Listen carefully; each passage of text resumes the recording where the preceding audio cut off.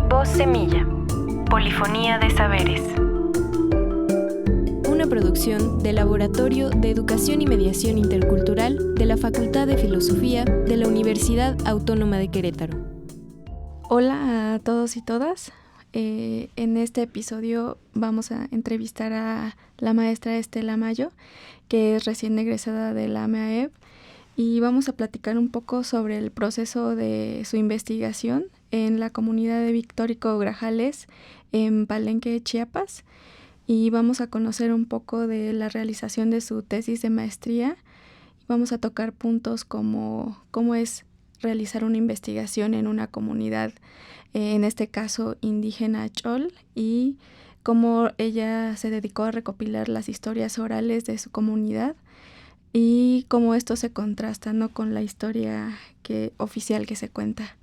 Estela es egresada de la maestría en estudios amerindios y educación bilingüe. Forma parte del colectivo de jóvenes indígenas y urbanos de la zona metropolitana de Guadalajara y es licenciada en estudios políticos y gobierno. También es traductora e intérprete. Te doy la bienvenida, Estela. Gracias, Okolish Abuelo Erandi. Gracias a todos los que nos están escuchando. Primero quisiera que nos contaras acerca de cómo fue tu experiencia, ¿no?, en la comunidad para realizar este proyecto, cómo fue tu trabajo de campo para hacer esta investigación. Sí, efectivamente, yo soy de la comunidad de Victórico Grajales, en Palenque, Chiapas. Es una comunidad, en su mayoría somos hablantes de la lengua Chol, o también conocido como Lacchán, una de las terceras lenguas más habladas en el estado de Chiapas. Y pues al llegar a la maestría en la MEAEB, aquí en la Universidad Autónoma de Querétaro, justamente hablando con mi asesora, pues me sale también un interés que ya tenía desde hace mucho tiempo sobre registrar, documentar la historia de fundación de la comunidad donde yo soy, porque igual, también lo mencionabas hace rato, pues conocemos historias de otros lados, o la historia nacional, o la historia del nacionalismo, que es lo que mayormente nos enseñan en las escuelas, pero nunca nos enseñan como nuestra historia propia, la historia de nosotros, de las comunidades. Y entonces por eso era necesario para mí también, por también un interés también familiar, de ver de dónde somos, cómo llegamos a las tierras donde actualmente habitamos. Y es desde ese punto donde también decido empezar a trabajar y a investigar sobre la historia de la fundación. Y a pesar de que en la maestría nos dan como muy poco tiempo para hacer esto que le llaman trabajo de campo, fue muy poco también para empezar a dialogar desde un inicio con las personas de la comunidad. A pesar de que eres de la comunidad, pues uno se imagina que puede tener con muchas facilidades para acceder a las voces, a las personas, incluso al territorio, ¿no? Pero en realidad creo que también justamente por ser parte de la misma comunidad y que la gente también te conoce y te ubica, puedes también tener puedes generar a partir de ahí también responsabilidades. No solamente es como ir, entrevistar, registrar en tu documento de tesis, sino después de eso, o qué hay, ¿no? ¿Qué le vas a entregar a la comunidad, ¿no? ¿Cómo elegiste a tus actores, a las personas que tú ya me imagino que tenías mapeado un poco la gente con la que podías hablar, o cómo fue esa selección? Tenía idea de quiénes eran las personas, como los primeros, las primeras personas que llegaron a la comunidad, porque ya también en otras conversaciones con mis papás me mencionaban, ¿no?, que cuando vinieron tales personas, ¿no?, y eran personas pues que ubico, y que la mayoría también de ellos y ellas pues me conocen. Pues yo nací en la comunidad y todo. Entonces a partir de eso fui seleccionando a las personas. Intenté entrevistarlas a las parejas, porque mayormente pues son como personas que llegaron del mismo periodo, o sea, mujeres, hombres, o sea, las parejas, esposos actualmente. Pero al final fue más accesible estar dialogando con los hombres, con los ejidatarios, porque fueron ellos de alguna manera como los primeros en salir a buscar las tierras, ¿no? A buscar y a gestionar en la ciudad, con las instituciones y con el gobierno, todo lo que tenga que ver con la formalización de las tierras. Por supuesto que también las mujeres participaron en ese proceso, aunque no de una forma tan visible como a lo mejor lo hicieron los hombres, pero sabemos que sin la participación de ellas tampoco hubiera sido posible realizar lo que se hizo. ¿Y las mujeres, cuál fue su papel entonces en esa parte? No me enfoqué mucho en ver cuál era el papel de las mujeres, pero en todo el proceso de búsqueda, por ejemplo, sí podemos escuchar que las mujeres dicen, ¿no? Yo me dedicaba a hacer como todo en la casa mientras mi marido se iba a buscar las tierras, claro, ¿no? O sea, encargarse de la familia, si tenían cosecha, pues también ellas se tenían que encargar, hacer suficiente alimento para el camino de los maridos o de sus papás, dependiendo del caso de las mujeres. Y pues ellas eran quienes sostenían la familia y el hogar en ese momento, mientras los hombres se iban a la búsqueda. Entonces, pues ahí se puede ver también la participación de las mujeres, que también, por supuesto, que es súper valioso que alguien sostenga el hogar y el resto siga haciendo lo otro. Y ya de ahí, ¿qué fuiste encontrando cuando hablabas con estas personas? ¿Qué es lo primero que te sorprendió? ¿Ya sabías un poco? Si ya sabías de la historia, ¿qué fue lo nuevo que descubriste? Primero me llamaba mucho la atención justamente, o sea, cómo es que deciden salir a buscar tierras, ¿no? Uh-huh. No solamente fueron a buscar tierras ahí en Chiapas, o sea, en distintos municipios de Chiapas, sino que también fueron a Veracruz, fueron a Campeche y a Tabasco incluso, a buscar tierras, ¿no? Entonces caminaron como muchas rutas, muchas zonas de ahí alrededor y mencionaban mucho como, pues sí, pasamos hambre, pasamos frío, pero aún así ahí seguíamos, ¿no? Caminamos y caminamos a pesar de las condiciones climáticas, y eso era algo que resaltaban mucho ellos, ¿no? La insistencia de decir, por más que llovía, por más que estuviera mojado, seguíamos, ¿no? Seguíamos caminando y caminando con la mirada hacia abajo, como agachada, porque estaba lloviendo, y así continuaban, ¿no? Y entonces había como, por supuesto que sabían lo que querían, lo que estaban buscando, y lo demás pues era como poco relevante, ¿no? No se iban a detener porque estuviera lloviendo, ¿no? Sí. Entonces ahí continuaron.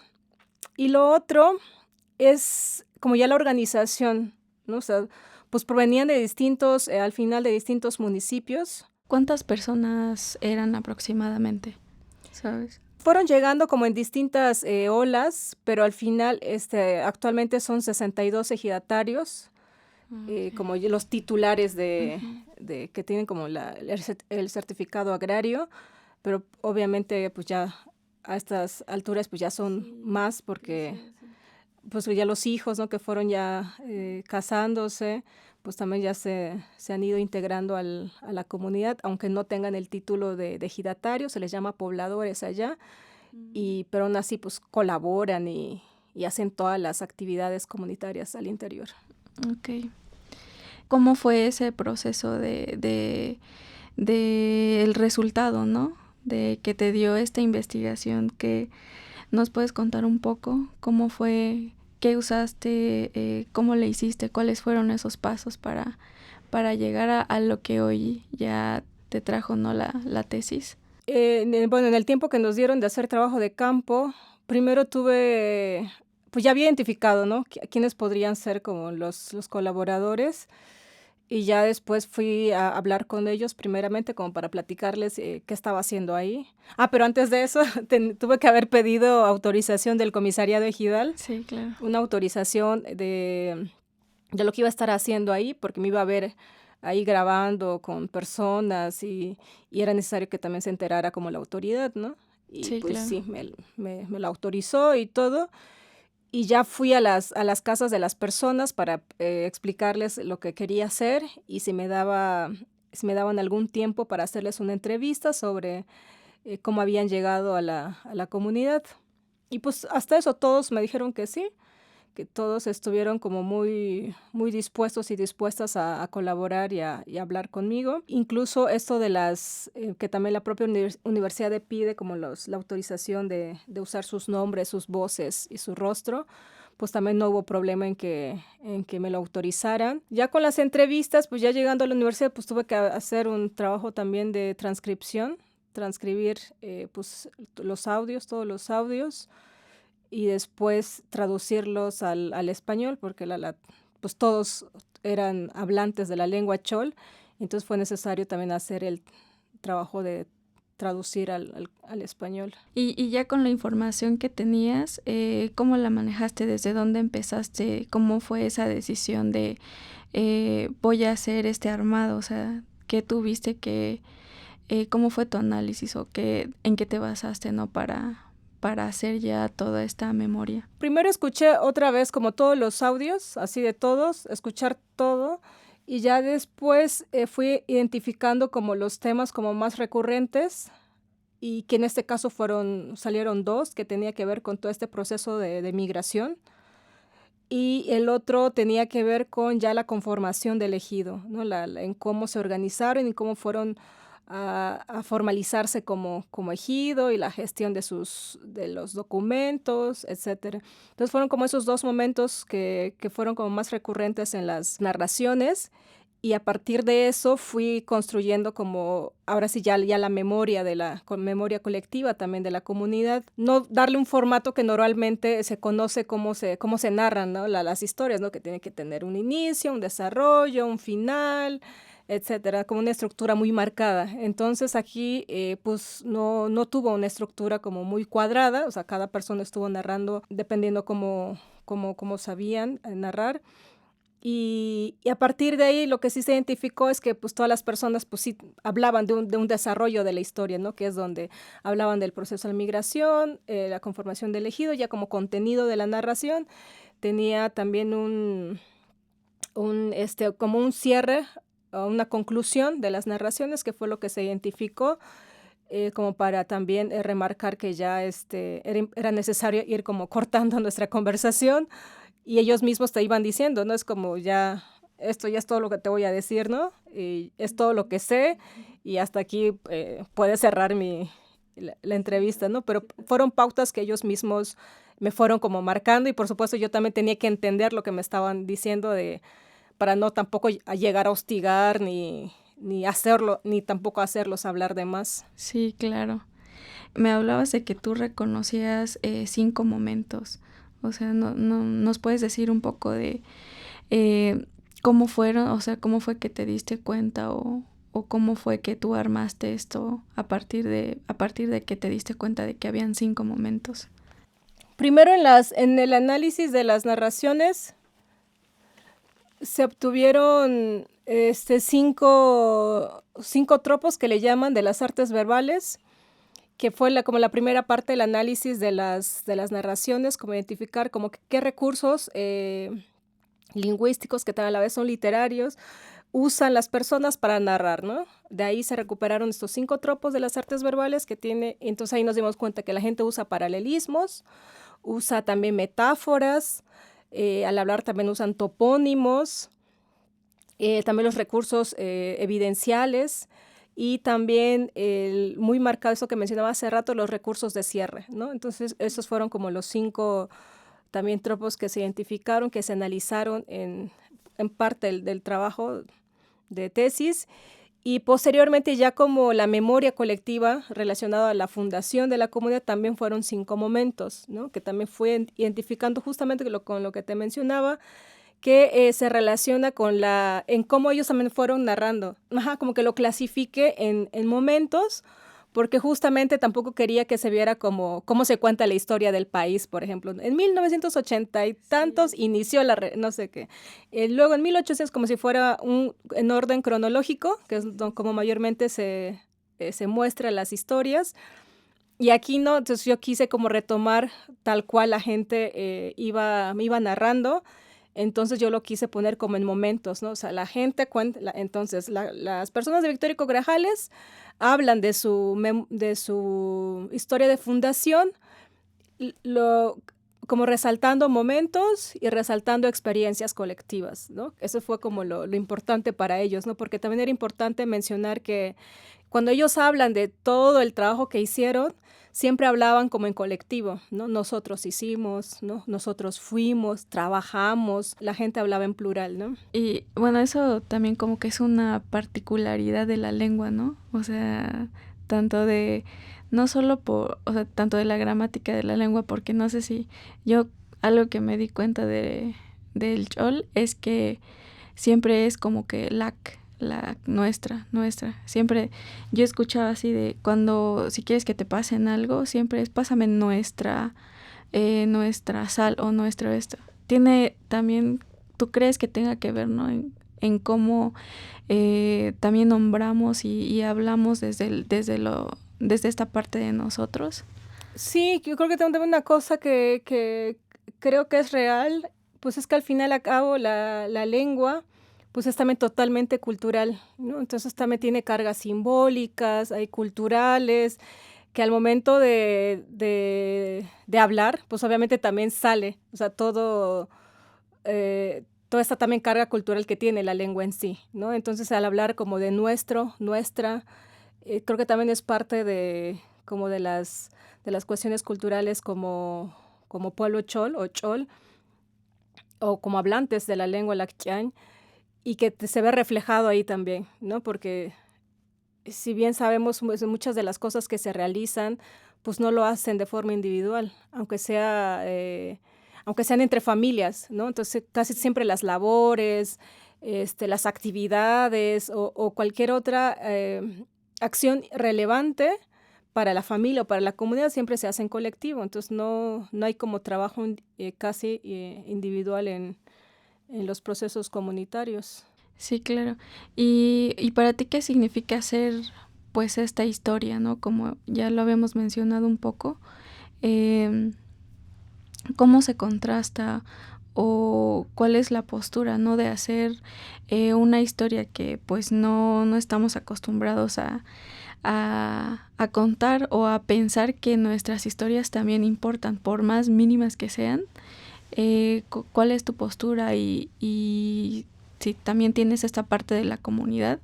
O sea, también si está esta parte, entonces ¿qué piensan ellos también de tu trabajo? Creo que también la intención de hacer este trabajo era que también las nuevas generaciones de Victoria Hugo Grajales pues conociéramos sobre nuestra propia historia, ¿no? Porque esta historia de la fundación, ya lo decía también antes, pues la historia pues no la conocemos todos, ni todas, menos las de las nuevas generaciones. Eso solamente lo conocen ahora los abuelos o tus papás, ¿no?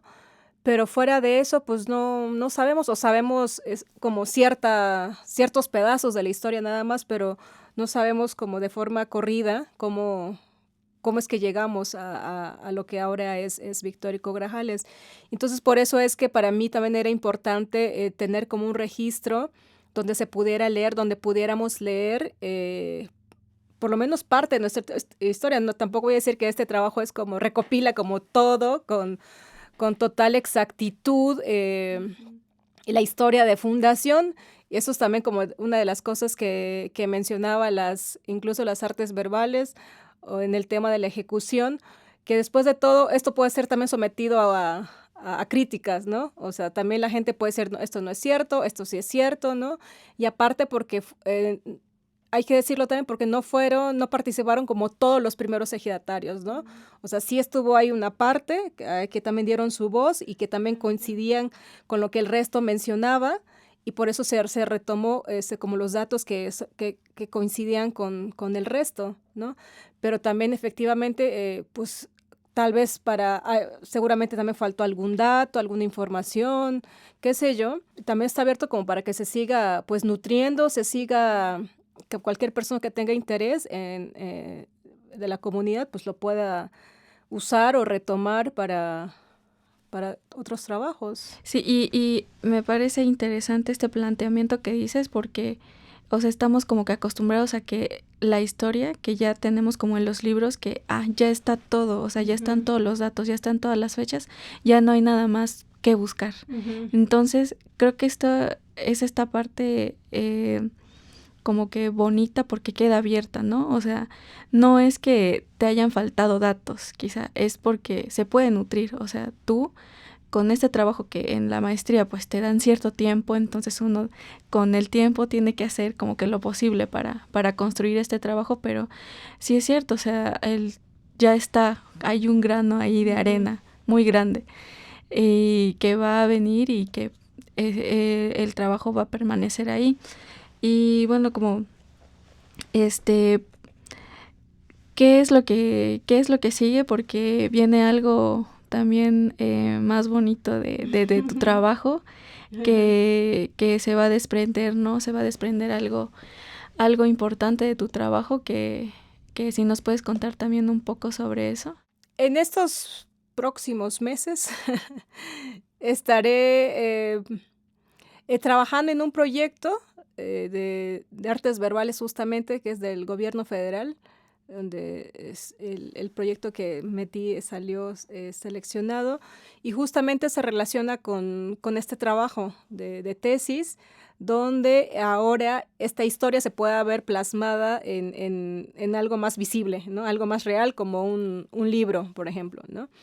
Entonces, mi intención ahora es que la historia de Victoria Hugo Grajales se pueda leer en un texto, en un libro para niños, y sea socializada pues en las escuelas de la comunidad, ¿no? Porque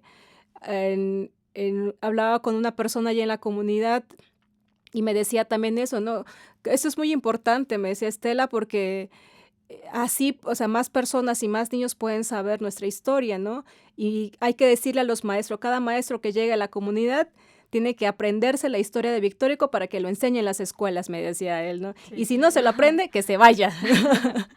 Y digo, efectivamente, así tendría que ser, ¿no? O sea, incluso los profesores que llegan a las escuelas, pues tendrían que conocer un poco de la comunidad, ¿no? Creo que podría ser como algo muy básico que de repente nadie le pone interés más que, solamente voy a dar clases y ya, y me voy. Y tampoco tengo otros intereses, ¿no? Entonces creo que de ahí también nació la idea de hacer un libro infantil para que se usen en las escuelas y sepamos un poco más de nuestra historia propia, nuestra historia local y también demostrarle, hacerles ver a los niños, a las niñas que también nosotros podemos hacer historia, ¿no? Y somos historia también, ¿no? Claro. Que nuestras abuelas los puedan pensar como personas que también han hecho historia, ¿no? Y creo que eso es también muy bonito, que lo podamos como reconocer y que nos podamos reconocernos a nosotros mismos también, que podemos vernos en un libro, que pueda ver el rostro de mi papá, de mi abuelo, de mi abuela en un libro y darles la importancia que también ellos se merecen. Sí, claro, la representación importa mucho, o sea, ya con el tiempo también, hablando sobre identidades, de ahí te das cuenta de que yo nunca me he visto en una película, en un periódico, en una foto. Entonces ya teniendo como que este libro seguramente va a despertar algo, va a despertar algo en la niñez y sobre todo que apropiarse de nuestra cultura, de nuestra historia, y eso es lo importante. Sí. Mucha suerte, Estela, mucho éxito. Seguramente ese libro va a salir y va a llegar allá a las manos de las niñas y los niños y lo más importante, ¿no? De que sale de este trabajo que de la maestría y que en el que tú te empeñaste. Entonces, felicidades por eso y felicidades también porque apenas te recibiste tu título. Entonces, gracias por este episodio y aquí terminamos. Muchas gracias. Gracias.